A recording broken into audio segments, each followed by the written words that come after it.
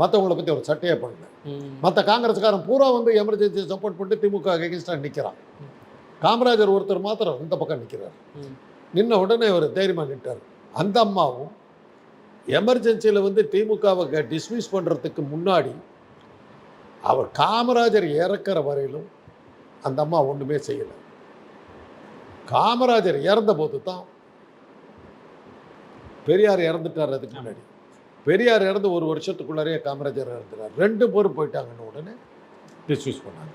காமராஜர் உயிரோடு இருக்கிறவர்களும் அவங்க கொண்டு வரணும். அதுக்கு காரணம் என்னென்னா காமராஜும் கருணாநிதியும் ஒன்றா சேர்ந்துருக்காங்க. அது இன்னும் பலமாக வர்றதுக்கு வாய்ப்புகள் இருக்குது. மற்ற ஸ்டேட்டை இழுத்துருவாங்க அப்படிங்கிற பயம் அந்த மானுக்கு இருந்தது. ஆனால் அப்போ எதிர்பார்த்தது என்னன்னா அந்த நேரத்தில் எம்ஜிஆர் முழுக்க எமர்ஜென்சி சப்போர்ட் பண்ணார்.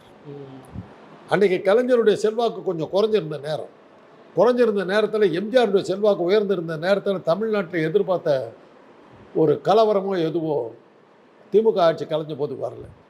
அது ஒத்துக்கொள்ள வேண்டிய ஒரு விஷயம். அன்றைக்கி அமைச்சராக இருந்த ஆதித்தனார், திமுகவில் அமைச்சராக இருந்த ஆதித்தனார் யாரும் தெரியும், தினத்த பத்திரிகையினுடைய அதிபர். அவர் வந்து எங்கள் வீட்டில் பேசிக்கிட்டு போது சொன்னார், ஆட்சி டிஸ்மிஸ் ஆகிடுச்சு. எங்கள் அண்ணன்கிட்ட சொல்கிறார், ஏப்பா ஒரு ஆட்சி டிஸ்மிஸ் ஆனால் ஒரு நாய் கூட குலைக்கலையாப்பா எதிர்த்து. மக்கள் ஆதரவு நமக்கு போயிடுச்சுன்னு தெளிவாக தெரியுது எப்பான்னார்.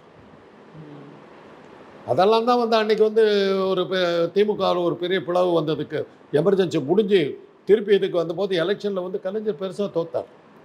என்ன எதிர்பார்த்தாங்கன்னா எலெக்ஷன் பாதிப்பில் வந்து பெருசாக பாதிக்கப்பட்ட குடும்பம் மிகப்பெரிய அளவில் ஜெயிக்கும்னு எதிர்பார்த்தாங்க. அதுதான் உலக கணிப்பு. ஆனால் எம்ஜிஆர் தான் ஜெயிச்சார். கலைஞர் தோற்று போனார், பெருசாக தோற்று போனார். ஏவிபி ஆட்சி தம்பி ஒருத்தர் மட்டுமே ஜெயிச்சார். அந்த அளவுக்கு இருந்தது. எல்லாமே எதிர்பார்த்தது அதுதான்.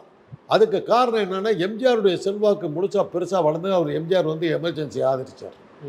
அதனால தான் ஒரு வார பத்திரிகையில் கார்ட்டூன் போட்டாங்க. இந்தியா முழுக்க எதிர்ப்பால் அப்படியே பொங்கிக்கிட்டு வருது, தமிழ்நாட்டில் மாத்திரம் எம்ஜிஆர் மாலை அதை தடுத்து நிற்கிது. கார்ட்டூன் போட்டாங்க.